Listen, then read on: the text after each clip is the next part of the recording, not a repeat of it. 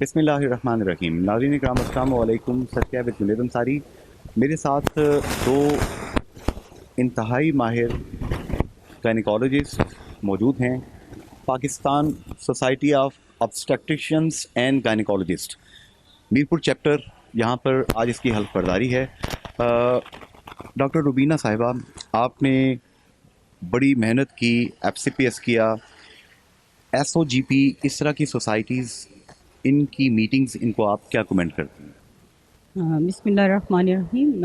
یہ تو ایک بہت بڑا ایرا ہے جو کہ ہمارے آزاد کشمیر میں کھل رہا ہے, اور اٹس گیٹ ٹو لرننگ کہ ہم جو ہے وہ بڑی بڑی سوسائٹیز کے ساتھ اپنا گائنی اینڈ آپس کا کام شیئر کرنا, لرننگ کرنی, ورکشاپس کرنی.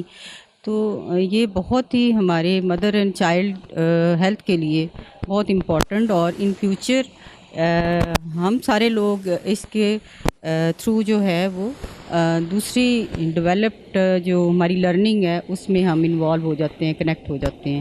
تو اس طرح کی کانفرنسز, اس طرح کی سوسائٹیز میں انوالو ہونا چاہیے اور پوری طرح اس میں حصہ لینا چاہیے تاکہ ہم بھی کسی سے پیچھے نہ رہیں.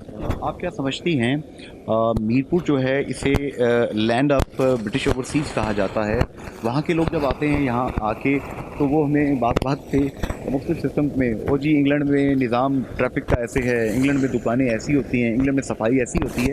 کیا گائنی فیلڈ میں گائنیکالوجی جو کہ آپ کی اسپیشلائزیشن ہے, اس میں ہم انگلینڈ سے پیچھے ہیں, آگے ہیں, ساتھ ہی کھڑے ہیں؟ نہیں, انگلینڈ سے تو ڈیفینیٹلی پیچھے ہیں بیکاز ان کے سسٹم ہم سے کئی بہتر, کئی لحاظ سے بہتر ہیں, لیکن اس میں بہت سارے فیکٹرز ہیں. گورنمنٹ انوالو ہے اور اس میں پرابلم سپورٹنگ چیزیں ہیں, بٹ ہم اپنی جو ریسورسز ہیں ود ان دیٹ ریسورسز ہم ان لمٹس میں رہتے ہوئے بھی بہت امپرومنٹ کر سکتے ہیں. This is the one thing. S O G P جو ہے وہ ایک اس میں ہمارے لیے ایک بہتری کا پیغام لائے گی انشاءاللہ.